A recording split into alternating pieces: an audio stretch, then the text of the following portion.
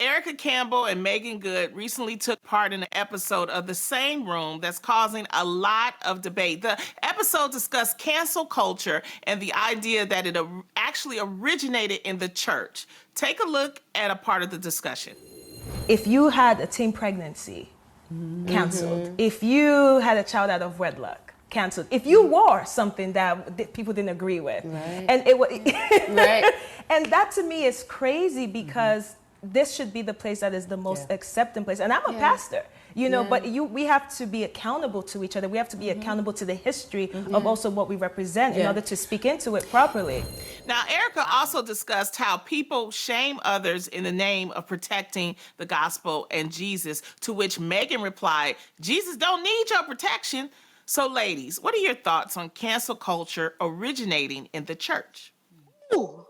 Y'all trying to put it on the church. I don't know if cancel culture originated in the church, but I know that it is running rampant through it and has been for a very long time. And it really is a question of canceling people within the church. But I just heard right now when Stephanie, who's the host of that show, said, if you're a teen pregnancy, you're canceled. And it really made me think of one of my favorite female preachers, which is Sarah Jakes. She's the daughter of Sarah Jakes Roberts, who is the daughter of T.D. Jakes. And I actually am great friends with her and was reading her book recently, and I came upon this. And guys, I posted this on my IG stories like a month ago, and it made me think about it. Here it goes. For many who grew up in the church, the moment they recite a scripture, sing a hymn, pick up drumsticks, or hit a note on the piano, they are thrust into ministry. Yet so many of these same children end up resenting ministry as adults when they encounter the kind of trouble that often leads others closer to God, like getting pregnant as a teenager, or finding out that, you know, something crazy has happened in your life. All that to say, I love this part the most. How can we learn about grace every Sunday, but when the teacher needs it, we send them away? Surely, if doctors can catch colds and lawyers can be sued, ministers must find themselves needing grace. To say that pastors' kids can't get in trouble is like telling a policeman he should never have to call 911. Just because you help others doesn't mean you never need help yourself.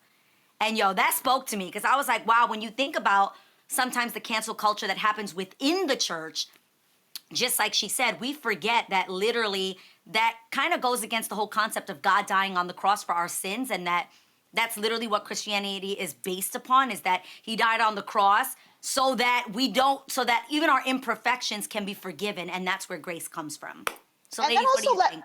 I love that, by the way, but I also think that, like, where's the room for redemption if we're canceling people in the church or out of the church? Or even on social media when we cancel people. Like, when you cancel people, where is room for redemption? Redemption is like one of my favorite things to ever witness.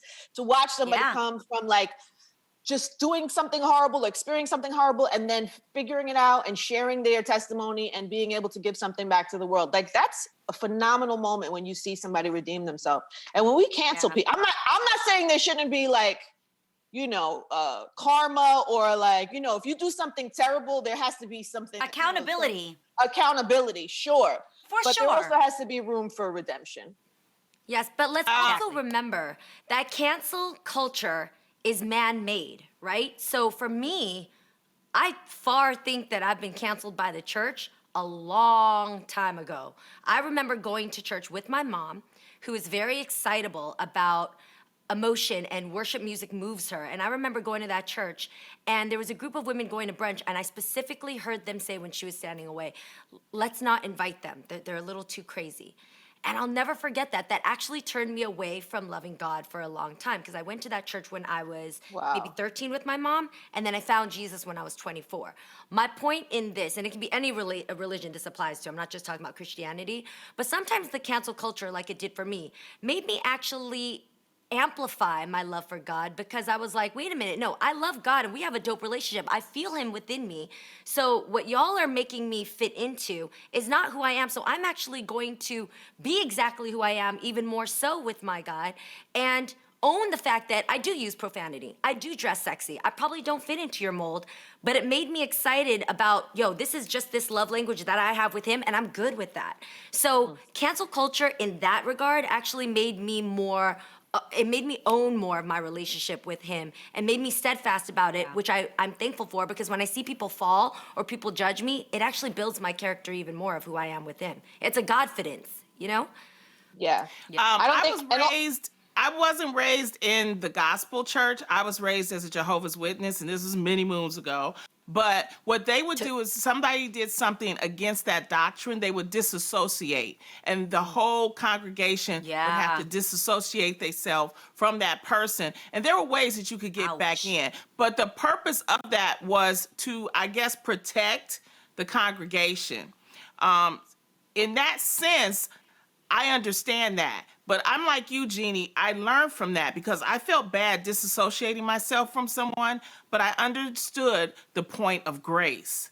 And that's what we have to give people at times. We have to learn to give grace to people. And I think out of cancel culture, yes, that may be the punishment, but also we have to give grace to people. And that's what I'm still learning how to give to certain people when I'm wronged, when I feel like I'm not being treated fairly. I have to learn grace and gratitude. So, there's some point into it. Just remember, when a person does sin, because we all sin, let's give them some grace.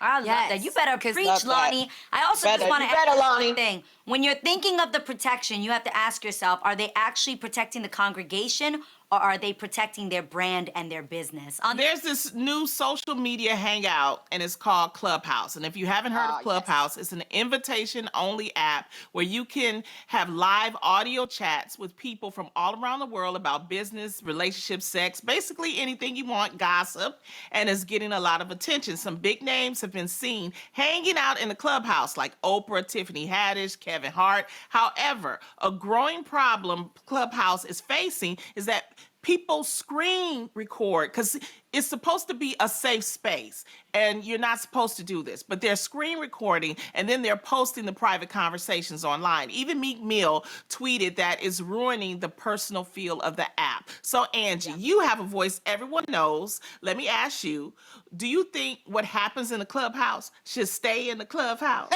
First of all, you are insane if you think that that's going to happen. Anytime there's a lot of people and you can't control the room, you can't control the room. When they first started, because we got in kind of early and it was small and it was conversations about business and starting your own apps and things like that. And then as more people came in, then it became like dating and who's the best rappers and who has the biggest butt. And then it started getting like, the conversation started changing when it started getting broader and broader. One of the problems I have with the app is that sometimes I just want to be nosy. Sometimes I want to go in a room and hear what everybody's talking about, but then they could see you in the room. So then they see you in the room and then they go, Angie, what do you think about who has the biggest butt? And I'm like, I don't want to talk to anybody about this, but you can't listen unless you're engaging in the conversation. So they got a few little flaws that they can work out. But I think if you think you can get on a social app and anything is private, you are sadly mistaken. So be very careful about what you share on any of the apps, guys. No, Angie, that's a good point to bring up, because when I first joined it was in June. Well, when I first was invited, it was in June, and it was actually just like maybe a group of people you can count on your hands that were, whether or not we were supporting Biden and how to help him broadcast his message on a larger level. Like, that's the specific type of topics in business and politics. And now, because it's a free-for-all, like, you kind of get an ear in on what people are really thinking about and caring about. And for me, if you end up joining, like, there's so much havoc outside in the world. Why are you inviting that into your personal space? Because the notifications are crazy on. No, I shut them off. I shut those off. No, I shut those off. I need to. People are talking smack. Yes. Yeah, it's crazy. Yo, when I originally joined, I thought it was something super exclusive. And have you guys ever heard of the app House Party, where you can connect with friends and like play games? Yeah. Guys, I was so ignorant that I actually thought that Clubhouse was that, but exclusive on another level. Yeah. Ashley, my friend Ashley Weatherspoon was the one that invited me on there. I jump on. My welcome party was with Joe Budden, Ja Rule, B. Simone. I was like, what am I doing? Wait, but what does it say about us? Because I don't know if this happened to you guys, but when you feel like there's something going on and all the cool people are there and you haven't gotten invited yet, then when you get you're invited to Clubhouse, you feel some type of way, like, all right, now things are right in the world. Yeah, But when like you I got had to invited, join. yeah, so then I got invited, and then I was like, yeah, I'm good. No, I'm okay, thank you. but No, what is it? literally, I'm so good. Guys, these conversations are going on all 24 hours. People are on there having conversations. And you have to be so careful where you are, because when you get the notifications on top, has anybody been trying to do something and you accidentally tap it? All the and you got time, your every volume day. all the way up, and the language is next level, and you either like trying to do something with people in church, and all of a sudden they're like, yeah, so I don't know about you, but I dated a guy with a small... Baltimore Ravens quarterback Lamar Jackson may have got the win on Monday Night Football this week, but he took a major L on Twitter, you guys. That's because in the middle of a very, very close game, Lamar all of a sudden like rushed off the field into the locker room. And since fans didn't actually see an injury occur, they believed the reason he left so quick is because your boy had to use the bathroom. So speculation grew even more when he was able to come back into the game shortly after and immediately throw a touchdown. So Lamar actually had to address this, you guys. It got so crazy, he had to address this on Twitter, saying that it was a calf cramp and not a bathroom break. So ladies, what do you think? I mean, when you gotta go, right? Do you think he was telling the truth? What are your thoughts? First of all, Look at that run. That's what I was gonna say. That is a pee-pee run. That is I gotta go right. Look Maybe at that. I don't know if that's a 1 or a 2, but that is I gotta go to the bathroom. That's definitely a 2. That's a 2, not Angie. wrong. Oh, That's a flat wouldn't you tummy stand T2. still if you had a calf cramp? Yeah, that's not a calf. Why would Exactly. you run? Flat tummy. I That's mean, God bless when him. you I don't know why you have to I heard schedule what you it. said, Lonnie. Don't say it again. say because it we again. all know Lonnie, what say that it is. again. Schedule it. Because if you don't, it hits you at the wrong moment and you on the field or you about to do this show. You know how many times I'm like, ooh, I didn't time it right. Okay. It's that hurry celery up. juice. I feel I'll like tell there's a you. great opportunity. There's a great opportunity for him to get like an endorsement, like with something that you can Yes. or like, maybe not Yes. flat tummy tea, but there's some type Imodium. of endorsement for him. Yes, there's an endorsement for That's him. what I'm If talking he about. plays Oh his my cards God, right, that is there's so something there. funny. You know what? Though? Have you I can guys really ever been in relate a to this. situation like this? I can relate to this because I don't know what it is, but I just have a very small bladder. So you guys know, in between the breaks, I gotta go like 3 or 4 times. And I drink a lot of water. I don't wanna like stop life and not drink the amount of water you should take every day.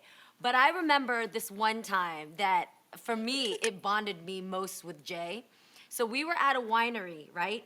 And we were gonna go take a drive to go fishing from the winery. And the thing that's so important when you take a drive is you gotta let people know exactly how far this drive is. This drive was a very long time that nobody talked about. So I look at Jay with his friends and I'm like, yo, babe, I gotta go pee. And he's like, for real? Without hesitation, he's like, yo, man, pull over. I wanna get a drink over here. And I was like, okay. We go into the liquor store. They say they don't have a bathroom. And I look at him like, it's gonna come out right now. He goes, go around the back, I'm gonna block you. I was like, what? He goes, go around the block, Yeah. I'm gonna block you. I go around the block. Jay starts asking the woman behind the counter about boiled peanuts, what flavor Dr. Pepper they have, while he blocks me. And then he talks to his friends to keep him on hold while he says Jeannie's picking out some stuff in the store so that I can go in the back of the place, do my thing, and come back looking like Jeannie Mai would. Like, I was so impressed. I am That's a man. impressed with That's that. a keeper. He's a keeper. He's a keeper.